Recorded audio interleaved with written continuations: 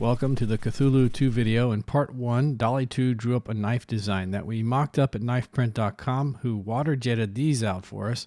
We outsourced some Cthulhu art to a fantastic Fiverr artist, then lasered up the design on the 8 or 20 watt plus laser, which we'll use again in part 3, I think. Today, we're going to be grinding our knife, applying a special heat treat, working on that cladding, and adding some texture.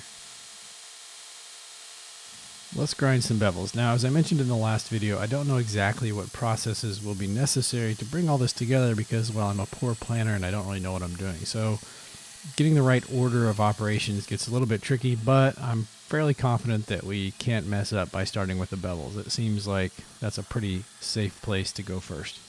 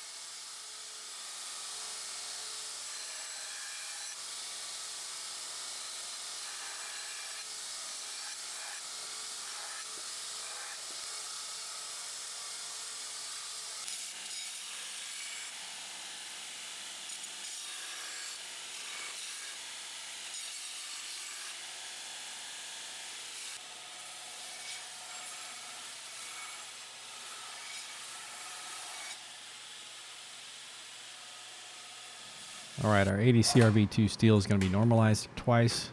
I think we're going to quench it. I think quenching is the right thing to do now. Not sure, but I think it is. Now our AI designer put a line on the blade in the design here in red, which I'm going to try and represent with a hamon. This is Rutland's furnace cement, which I found works pretty well with hamons. It can crack off during quench, which ruins the hamon in some cases, so we'll take some extra measures to keep it in place here in a second. Ooh, it looks like I ate something that didn't agree with me. I'm going to put this video on pause and then I'll be right back. Oh, I'm back. Let me tell you, I got to work on my diet. Things are not okay in the old loo. Well, if you're like me, you're straight up leaving tread marks in the toilet these days. But you're not like me. You're better than me. Your butt lumbar is perfectly round and plops out and blinks you predetermined with your mind, smelling like an unsuspecting college kid who lingered around JCPenney's perfume counter too long. Your no-wipe Lincoln Logs are the envy of every Olympic diver as they aerodynamically slide into the water, sand splash. The scores are in. A perfect 10s. You win. You win. You get the gold medal of movements. Oh, my thumb smells funny. When I quench clayed up knives, I keep them in the oil longer than usual to make sure and draw out all the heat from the clayed portion, which cools much slower than the exposed blade. You don't want the clayed portion staying over, say, 500 degrees after you pull the knife out and put heat back into the freshly quenched edge, making it hot enough to auto-temper down to a softer HRC than you want.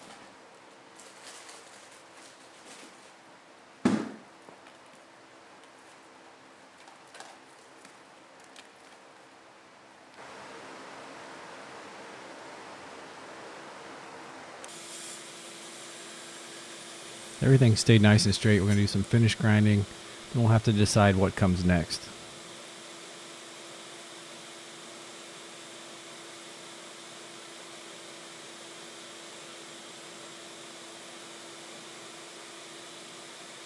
So we decided that the sides of the knife have that copper on them, and I've been thinking about how to do that, at least parts of it. I think we're going to use a solid piece of copper on each side that goes all up and down the blade and the handle. So I've traced that out here, cut it out, and I have to grind it down to shape.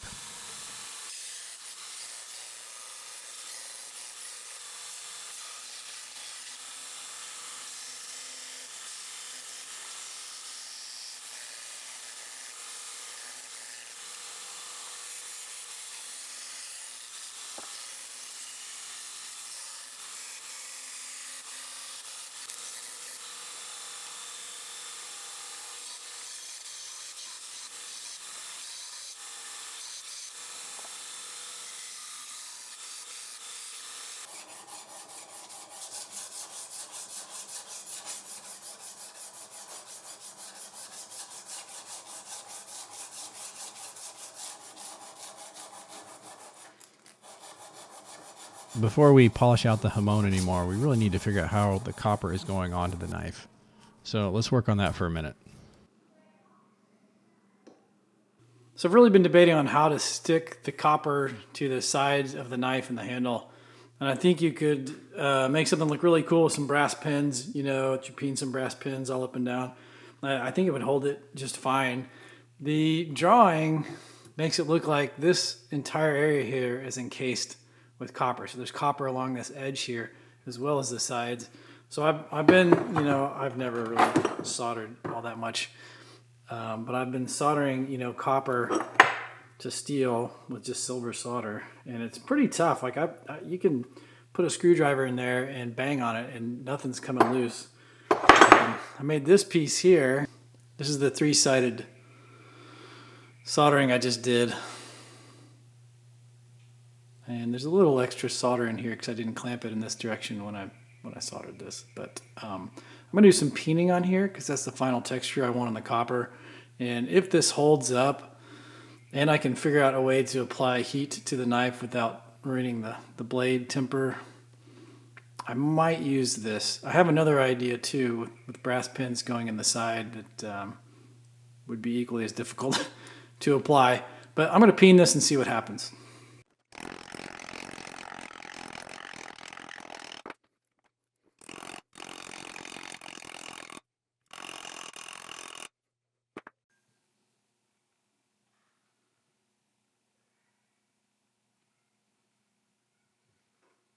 That looks pretty promising. Now the question is, can I actually replicate something like that in this curved portion right behind the ricasso next to the handle here? Can I get a piece of copper on that curve to fully encase that area? I don't know. I'm glad we have a practice knife.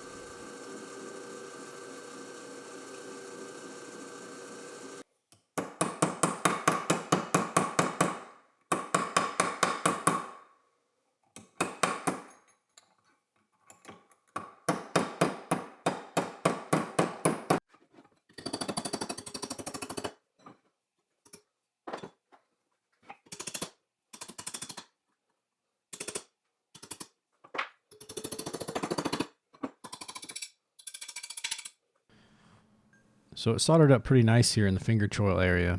I had that brass pin in there, but I took it out because I couldn't really figure out how to make that work. But at any rate, now we've got to get it nice and shaped up around the heel of the knife and see if we can get that soldered next.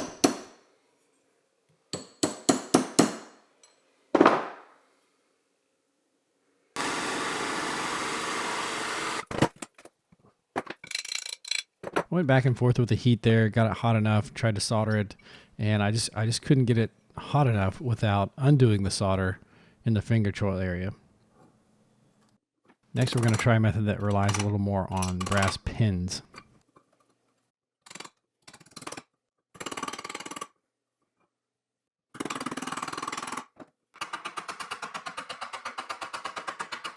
By the way, that brass pin is stuck into the knife with solder. It's not moving.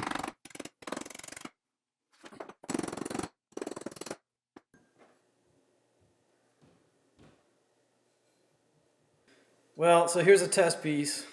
It's a little bit loose. It doesn't fit quite snug in some places. There's a little bit of a gap that I could probably hammer a little flatter. As I apply solder in one area, the heat travels up the copper and loosens solder in another area. And I think keeping a blade heat treated and tempered properly while trying to solder right next to it is going to be super crazy hard. I don't know if that's going to work out. So as much as I want to apply, the copper look, the cladding to the back of the edge here, I don't know if it's going to work out. So I just ripped that copper off the rivets here, and the rivets stayed in place. The soldering's, it doesn't feel like that solder should have worked very well, but it's pretty robust.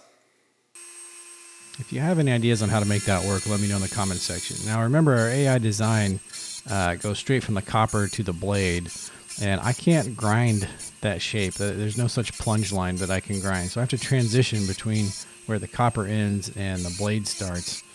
I'm doing that with this little Dremel and a carbide burr. Let's just finish the jamon. So this is fresh squeezed lemon juice that I strained through a paper towel. I'm putting some soap in there to lower the surface tension so that it covers, coat the knife just fine as we apply it. Hot lemon juice works a lot better for this. So if you can heat your knife like in hot water or boiling water and heat the lemon juice, it will etch much quicker. Lemon is an acid, and so it's going to bring out a jamon. It brings out a nice white line for the jamon instead of the dark line that you get when you use ferric chloride. This takes quite a while. This takes probably 3 or 4 hours to apply the jamon. You do multiple coatings in the lemon juice, then you have to go back, polish with some Moz metal polish is what I happen to use. Then you come back to the lemon juice, and you go back and forth until you get the desired sort of effect. It can take a while. I'm partway through a lemon juice etch now, about a third of the way, and it puts this nice white line in here. And that's what I like in my jamons. I don't usually like ferric chloride etches. They tend to be a little darker, a little grittier looking. But in this case, I want a dark line here, at least the hint of one, and I want to darken up these indentions here. So I am going to put it in ferric chloride for just a couple minutes, and then we'll go polish it and take it back to our lemon juice.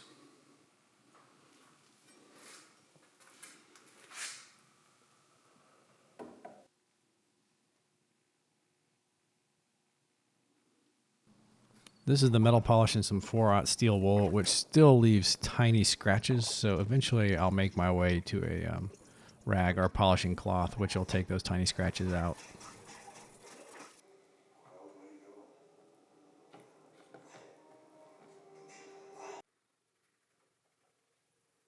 All right, I'm not quite done with this, but for now, this is where we're at. Looks pretty good. I can do a little more. That's it for the second video. Stay tuned for part 3. You guys have a good one.